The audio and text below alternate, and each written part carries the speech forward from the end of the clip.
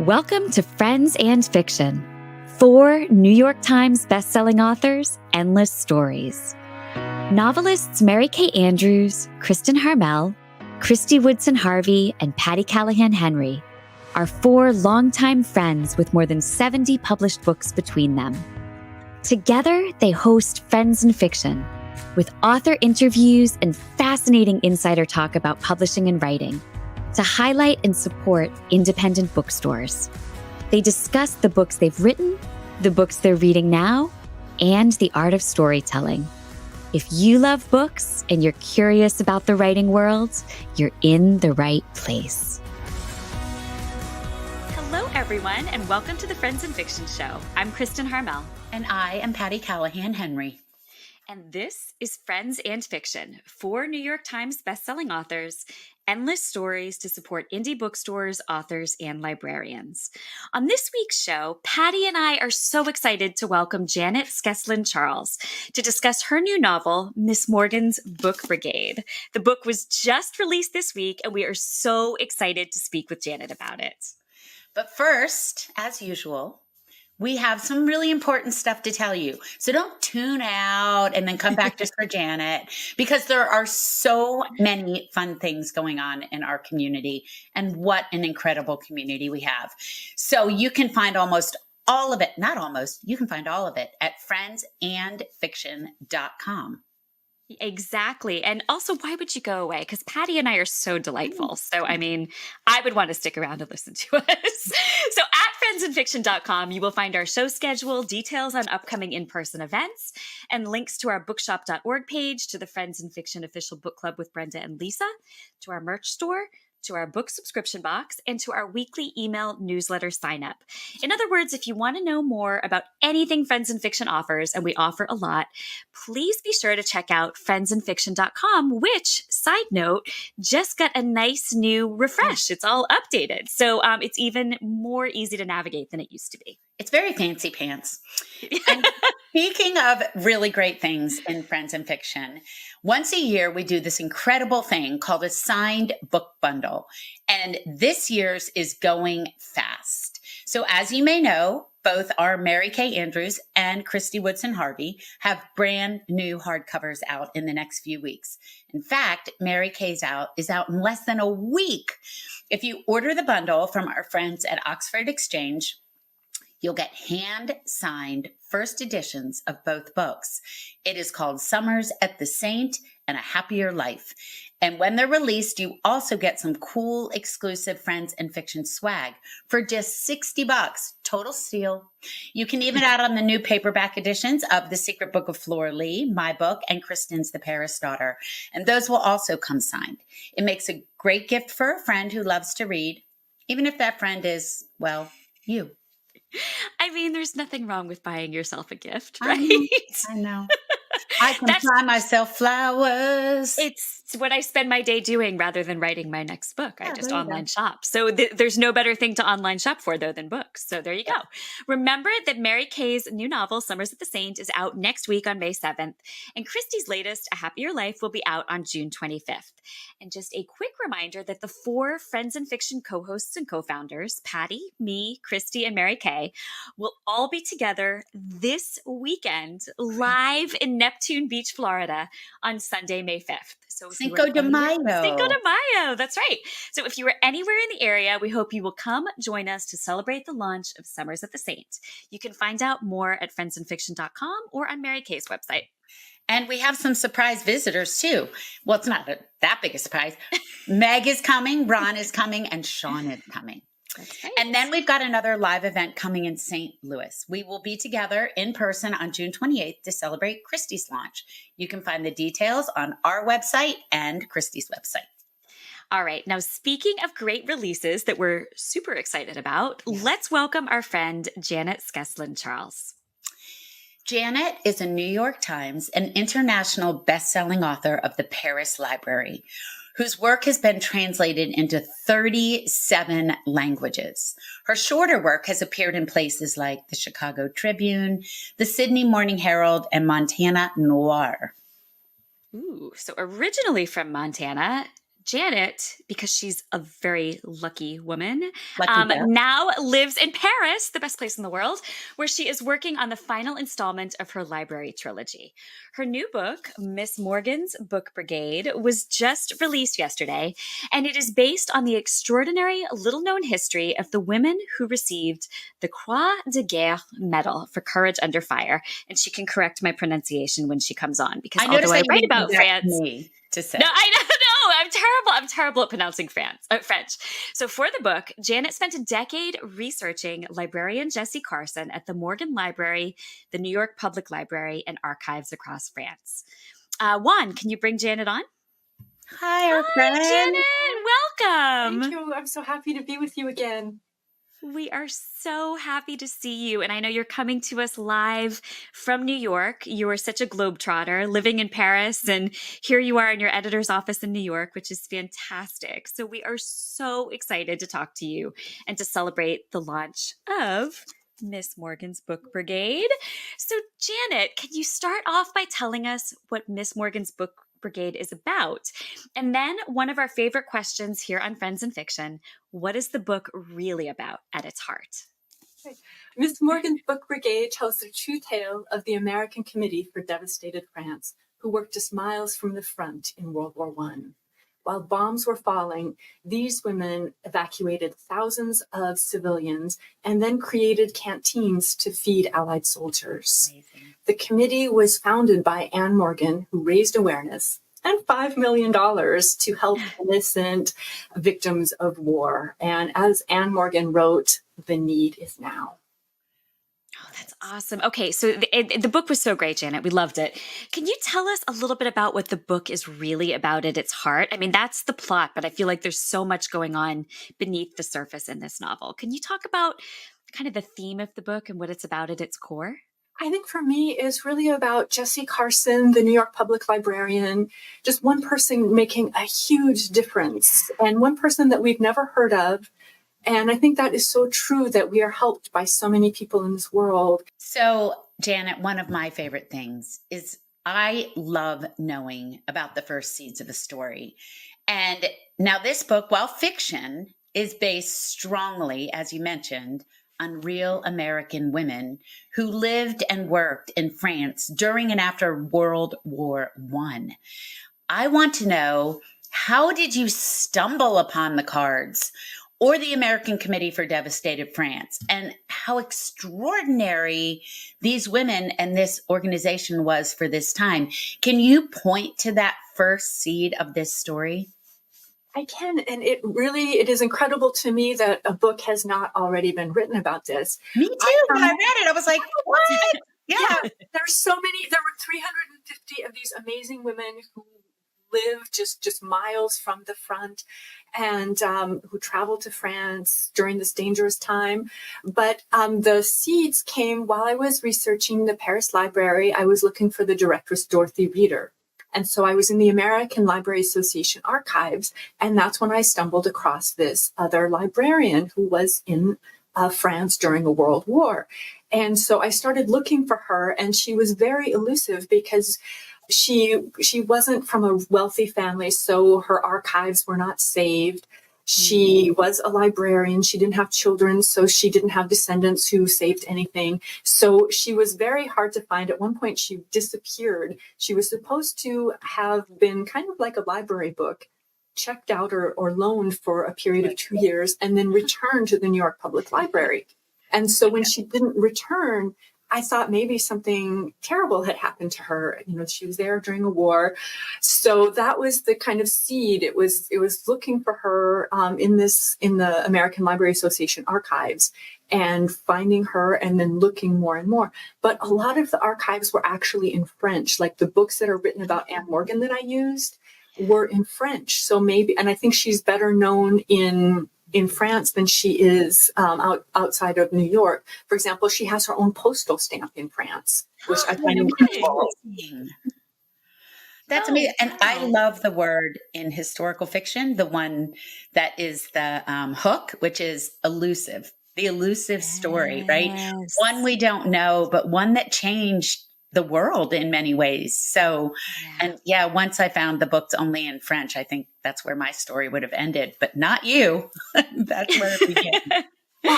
Well, I was just lucky, but I feel like this woman, this Jessie Carson, she just deserves to be known. And so I was really happy to write about her.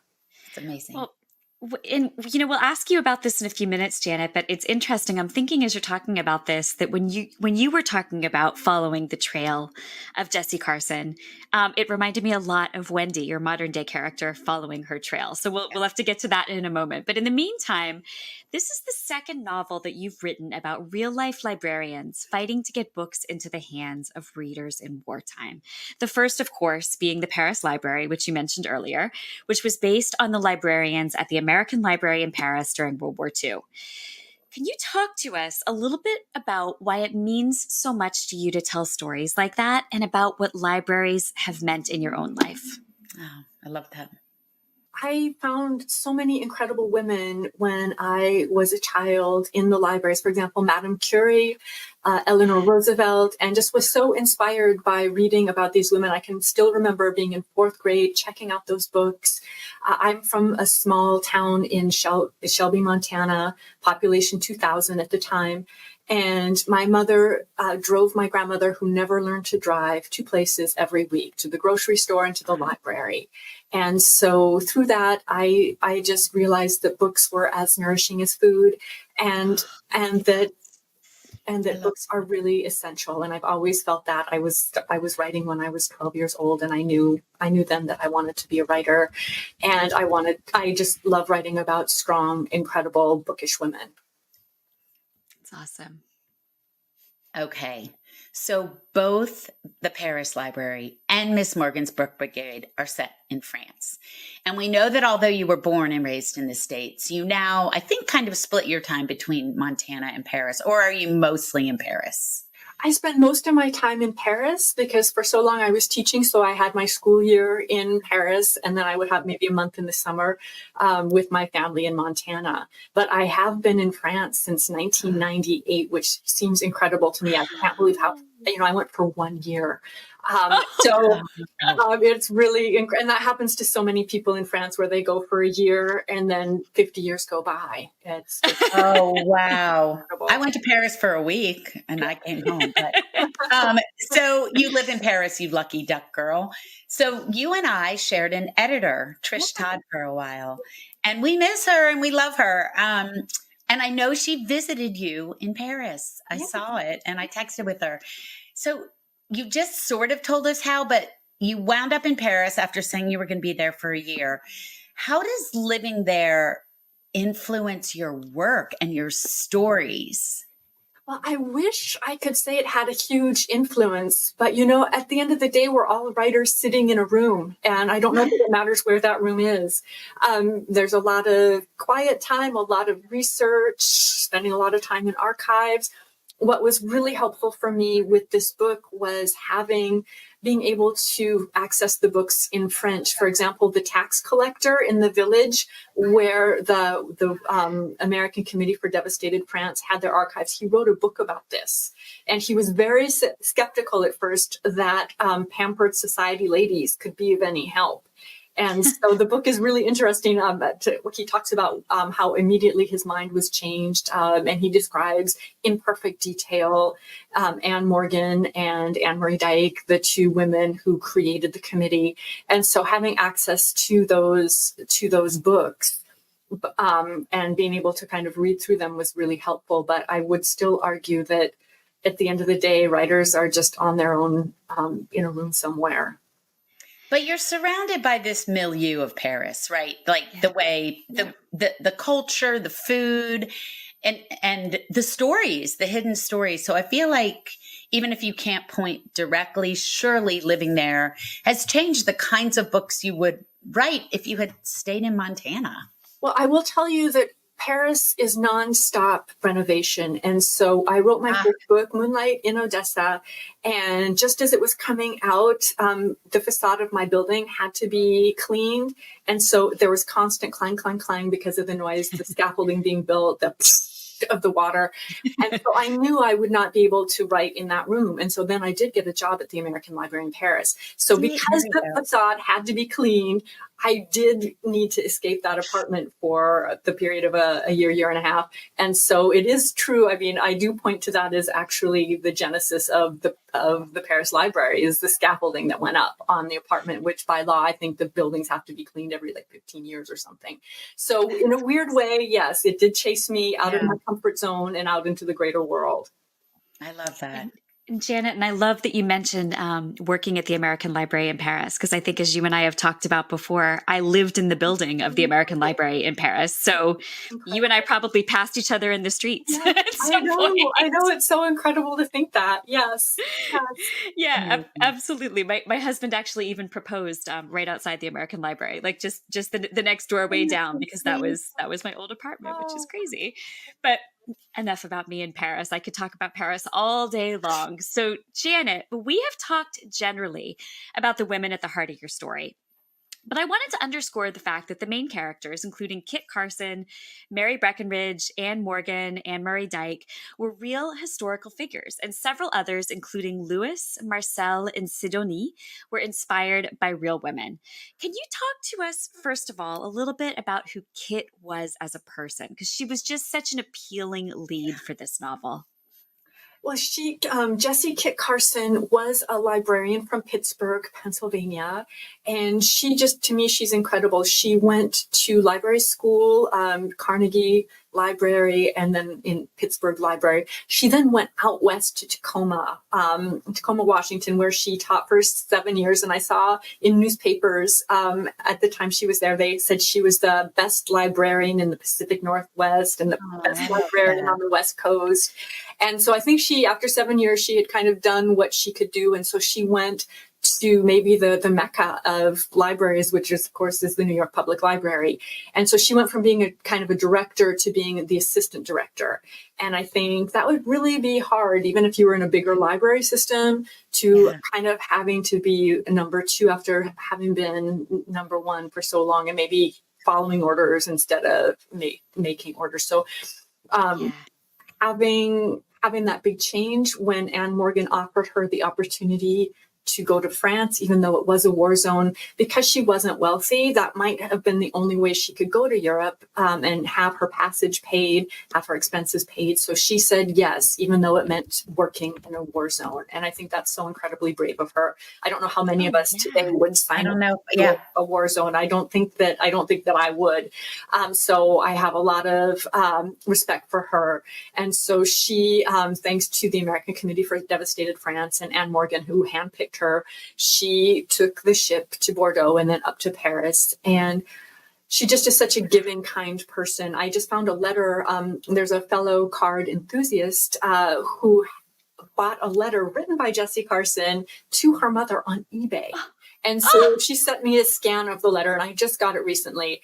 And I think you both know we all do so much research, but we can't know everything. And so we can guess that a mom would not be happy about a child going to the war zone. Voluntarily, especially. But the letter from Jessie to her mother, you can see that her mother has said some very cruel, hard things about not wanting her to go and not supporting her. So for her to have gone without her family's support, my heart goes out to her, because that would just be so hard. So I think she's someone who had a lot of courage to kind of have the courage of her convictions to do what she needed to do. But also there was a lot of empathy for her mother in that letter too. I can't imagine if my daughter told me, I think from the mother's point of view, not just Jessie's point of view, if my Megan said, I'm going to enter a war zone willingly when you're safe in Tacoma, I'd be like, yes. Let me lock you in your room. Thank you very much. Exactly. But thankfully, Jessie Kit Carson was brave enough to go and change the lives of the people in that small French town. Yes, and the world, because in France in general, because she also created a library in Paris. And it was really the first where people had access to children's works. And amazing. It just was really exceptional what she did. That's amazing. Yeah, we could. I think we could, right? like imagine digging deep to find that, and maybe we would, and I hope we don't have to find out. So the characters Anne Morgan and Anne Marie Dyke, who I know, in addition to campaigning tirelessly for women's rights, were also a couple. Yeah. So what did you discover in your research about the obstacles they faced, and how did you work that into the novel?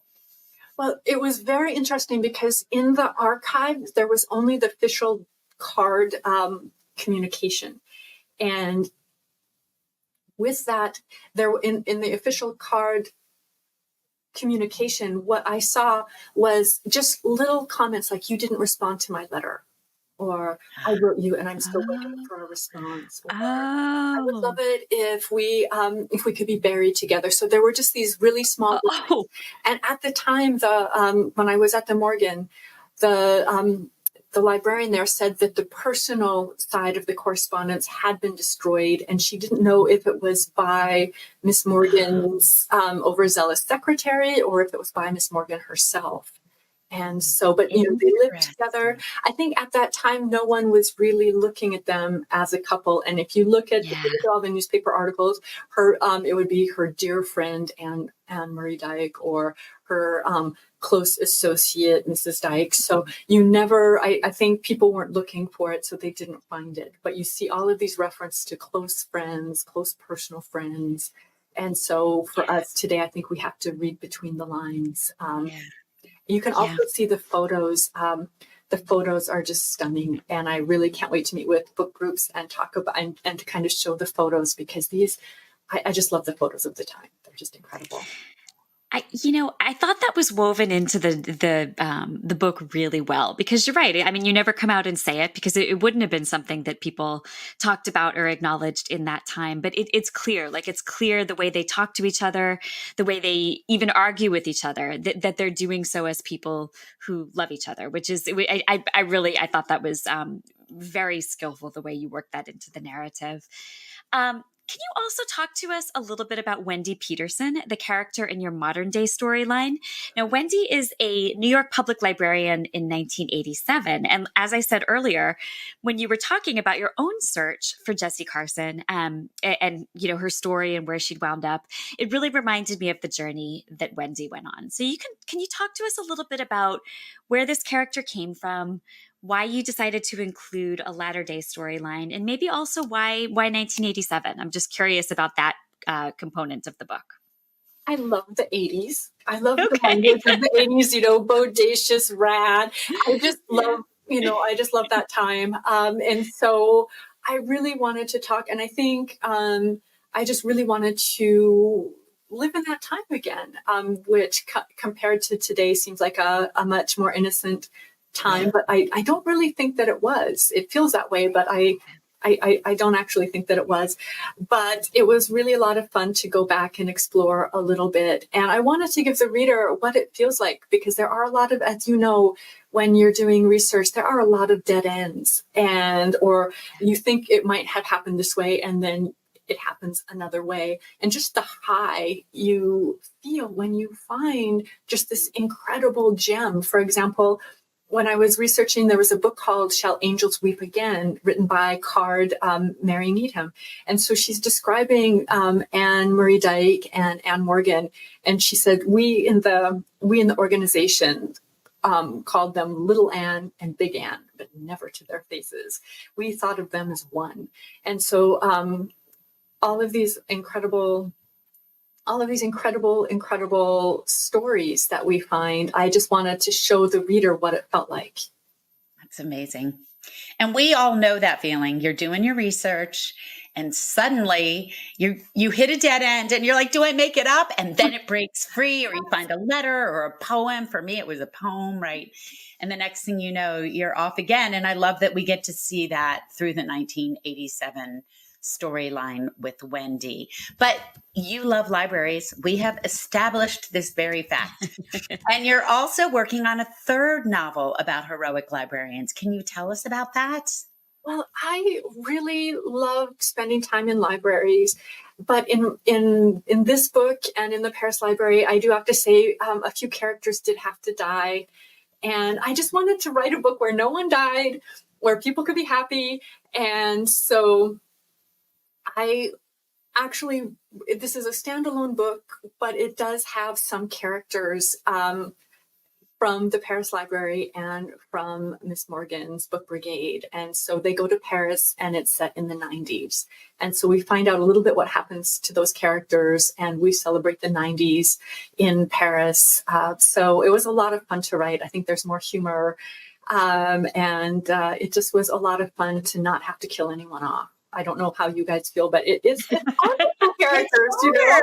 It's hard. And it's been a hard Kristy knows more people than I do, but yeah. Well, speaking of writing a third book, I read a fantastic interview with Brooke Forrester where you said you have been honest about the lull between books and the years that made it hard to write. And we all go through this. 2 years ago, I had to discard an entire draft. I've never had to do that. And it's really hard when we feel like we can't get to what we're trying to do. So what got you through it to get to this astounding novel? How did you keep believing in your stories? Well, I have to say, you know, the Paris Library was rejected by my original agent. It was rejected by my original editor. And then I had to write 75 queries to find my now agent. So that took me from about 2010 to late 2018 when I signed with the agent. So it was a really hard time, but I had no idea it would take almost, 10 years to get another agent again. And and I just kept going. I just kept going. But looking back on it, I think I really was a little depressed because you see, you just feel like you're not making progress. You're working hard every day. You're doing what you did for your first book, and it's just not coming to fruition. So it's very painful, especially for the Paris Library. Dorothy Reeder, the character, was counting on me. Boris Nechayev was counting on me. I had all of these real life people who had lived and done these heroic things, and I just wanted the world to know their story. And maybe that's what got me through a little bit, is knowing these people were counting on me to tell their story. Well, the book was such a phenom that is such a lesson in perseverance, and a lesson in that stories have their right time if we can trust it. But it's hard, man. It's hard. It is. Janet, finally, what lessons do you hope readers walk away from this book with? I think, again, just the difference that one person can make. And I think Jessie worked for an organization that was a big organization with a lot of balls in the air and doing a lot of work. And I just think she was really brave to go to France in a war zone. I don't think we should all go to war zones. I think we just need to find what we can do where we are to make a difference in other people's lives. Because I think we can all help other people. I think we all have a lot to give, and to find those gifts within ourselves to help others. Well, I love that lesson. And I also feel like what we watch Jessie Kit Carson do in this book, is she shows up in France to help others, and she winds up finding herself. Like, she finds this piece of who she was meant to be that was missing before. And I think that's a great lesson too, that like when you set out to help others or set out to do good in the world, sometimes you discover your true path. I think that's absolutely true. And I know I went to Ukraine for 2 years in the 90s, and I went there with thinking I'll do 2 years of community service. And I got so much more from the people there than I ever could have given. It just, I think when you give, I think you receive in so many different ways. So true. You are absolutely right. Okay, Janet, if you would stick around, we have one more question for you at the end. But first, we have a few quick reminders to our listeners and viewers out there. For all of you watching and listening, we encourage you to rush out and buy your copies of Miss Morgan's Book Brigade. The perfect place to do that is in the Friends and Fiction shop on bookshop.org. You will be getting it at a discount and helping to fund our show, all while supporting our author friends like Janet and our beloved independent booksellers nationwide. And we also want to remind you to follow us on Instagram and join our Facebook group, which is nearly 250,000 members strong, because then you won't miss anything, including this amazing interview with Janet. When you visit friendsandfiction.com, you can stay up to date about everything we have going on, and you can sign up for our weekly email newsletter. Y'all, you should see the bonus content in this, from interviews to backstage videos to giveaways. You do not want to miss it. And we have some really awesome stuff scheduled for May that's coming up. We're really excited about it. So this is, if you haven't signed up yet, this is the time to do it. So speaking of signing up, if you subscribe to our YouTube channel, you can catch all of our back episodes and you'll never miss a thing. And when you subscribe to our podcast, you can take us with you wherever you go. All right, Janet, we are back with you for a very important question. We mentioned your life in Paris earlier, but I would be remiss if I did not ask you for recommendations. Plus, I just really want to talk about Paris, and I've been containing the desire to talk about Paris. You see it bubbled up when I mentioned the American Library, but now is when I let my Paris love fly. So can you give us your perfect day in Paris, Janet, including where we should eat? Because why talk about Paris without talking about food? After 25 years in the same apartment, I moved from the 12th district of Paris on the east to kind of the more southern area of Paris, the 14th. And so I love the street. It's called the Rue de Guerre. And it is a market street. It has tons of restaurants. So I would just say stroll down that street and find whatever kind of food you are looking for, whether it's traditional French cuisine. There's an Armenian bakery. There are like 4 other French bakeries. So there's a chocolate shop. So I think you will find your happiness on Rue de Guerre. And I have to say, and this might be weird, I love walking in the Montparnasse Cemetery. Because there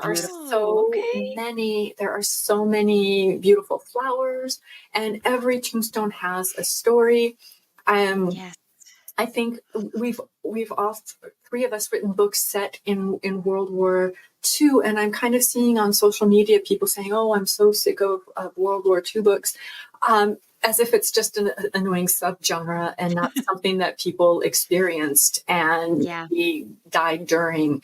And so when you walk through the cemetery and you see, for example, headstones of people who had, they received medals for their work in World War I, and then you see that they perished in World War II because they were sent to concentration camps. I think just walking through that cemetery reminds us of what people sacrificed, and that these are real people, and that these stories are so important. And I think 6 million people perished, 6 million Jewish people perished in World War II. And until there are 6 million books on the shelves, our work is not done. Oh, that's such a good way to put it, Janet. Absolutely. Okay, so Janet, you mentioned your street with all the wonderful restaurants. You mentioned the cemetery.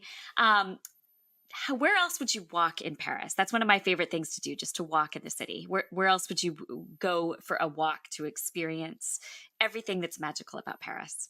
I just love the gardens. I think I'm at heart a country girl, and so I just love walking in nature. So whether it is the Luxembourg Gardens or the Tuileries or one of the Bois de Vincennes on the eastern side of the city, a huge wooded area, that's what I love to do. I think it's fun to walk along the Seine. I just like to stay outdoors just because I love the outdoors so much. And unless it's raining, that's my favorite thing to do in Paris. Yeah, that's amazing. Same. So there have been a slew of incredible novels about Paris or with the word Paris in the title, like our own Kristin Harmel with The Paris Daughter last year. What an incredible novel.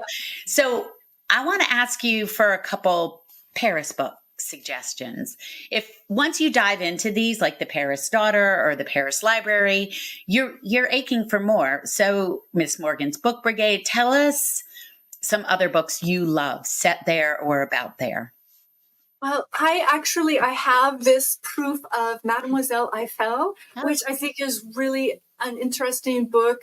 We always have that saying, behind every successful man, there's a woman. Well, this time it's his daughter. And so that I think is really fascinating.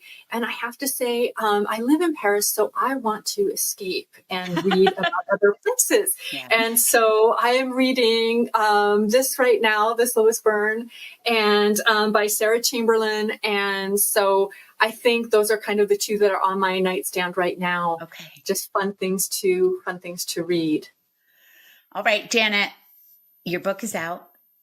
Tell everyone out there how to connect with you. Where can we find you online? Are you on any kind of book tour? How can people find you? I am on book tour, and I'll be in Milwaukee and Chicago and Dallas and New York for the Paris Library. Everything was online, and I am just so grateful that indie booksellers could pivot so quickly and do so many online events for us. I'm so grateful to them, and I'm very grateful, for example, to be going to Rainy Day Books. All of these beautiful places and bookstores that I've loved for so long and have supported our work.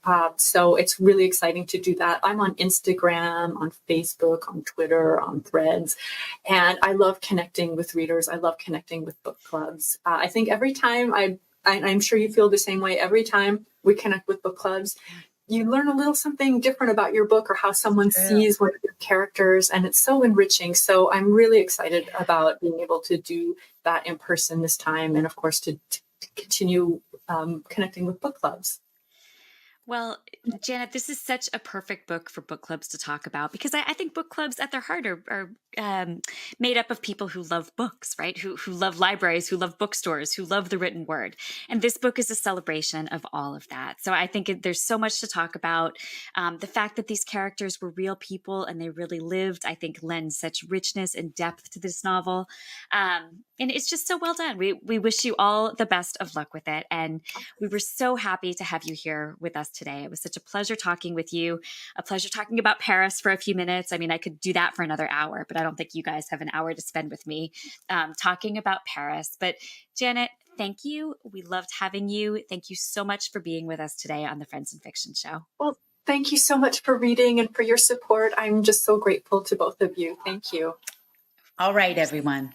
Be sure to tune in next week when Mary Kay and Ron will welcome best-selling author Ruth Ware to talk about her new novel, One Perfect Couple.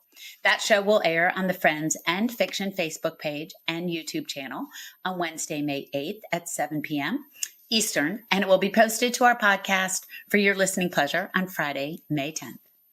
And again, if you are in Florida or South Georgia, we hope you will join us in person this weekend on Sunday, May 5th in Neptune Beach, Florida for a big Friends in Fiction Live launch event for Mary Kay's brand new novel, Summers at the Saint.